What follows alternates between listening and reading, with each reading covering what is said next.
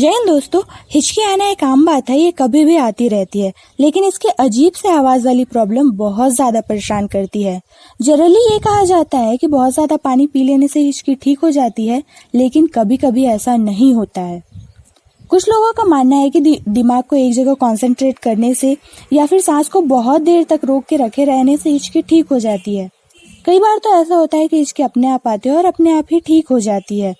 ये चीज अलग अलग लोगों के साथ अलग अलग टेक्निक काम करती है।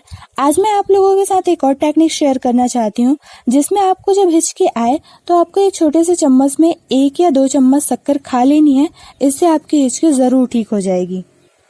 ये तो मैंने अपनी टेक्निक बताई है। कमेंट सेक्शन में आप मुझे बताइए कि आप हिचकी ठीक करने के लिए कौन से टेक्निक का यूज करते हैं, ताकि ये उन लोगों को हेल्प हो जाएगी जो अभी भी इस अजीब से आवाज वाले प्रॉब्लम से परेशान हैं।